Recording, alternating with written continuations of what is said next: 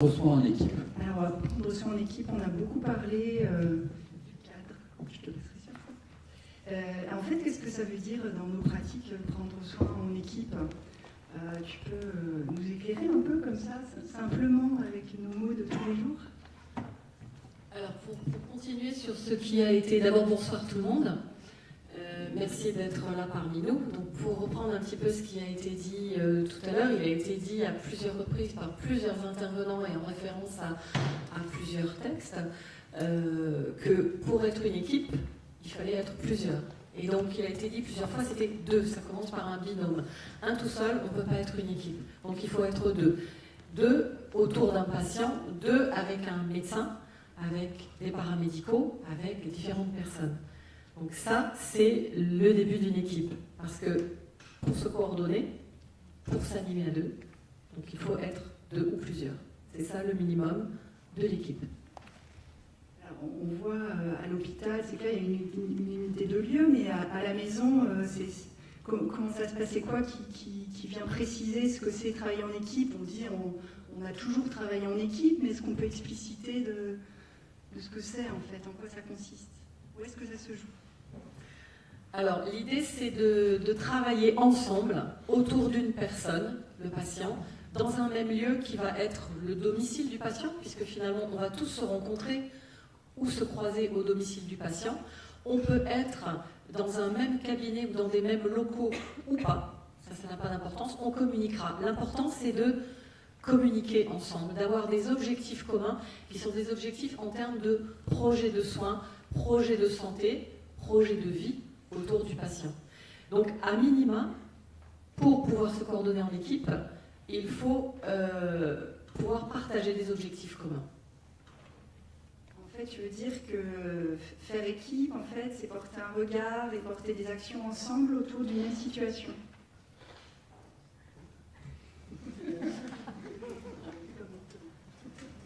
Mais en fait, quel intérêt ça, qu'est-ce que ça produit à part prendre du temps? Parce que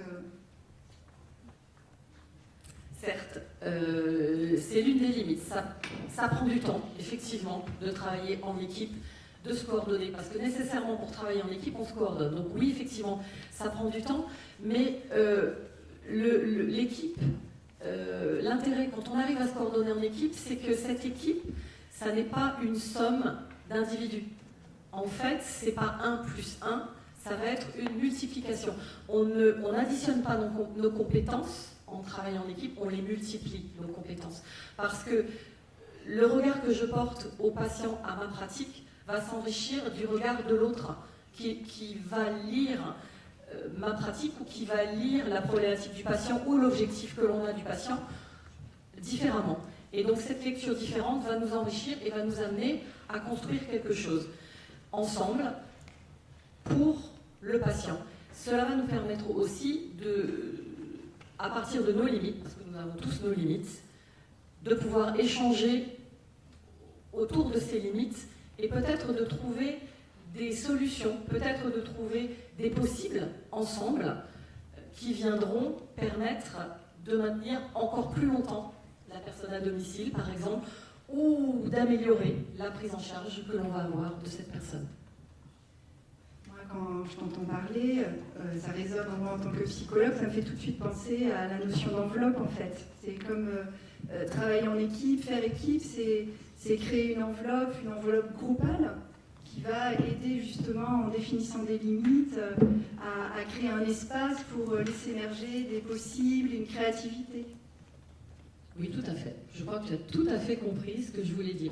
Alors c'est vrai que j'ai beaucoup parlé de cette équipe en termes d'humanité, mais il ne faut pas oublier aussi, puisque tu as commencé par me poser la question du temps que ça prenait, et donc je rebondis sur ce qui a déjà été dit, il y a des outils qui nous permettent effectivement de nous coordonner. Alors mis à part le téléphone, déjà, qui est un outil de base dont tout le monde dispose actuellement et qui est incontournable, mais des outils comme PACO, que nous utilisons au niveau d'Escale, qui est utilisé par Santéland, qui est un outil vraiment très utile, qui est utilisé ici au niveau de l'hôpital de Langon par l'HAD, qui se développe donc dans le contact avec les libéraux, donc c'est vraiment un outil très important qui va nous permettre de gagner du temps.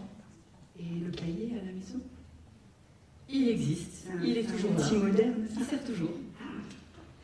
Merci beaucoup, vous avez tout compris. Bon, alors on peut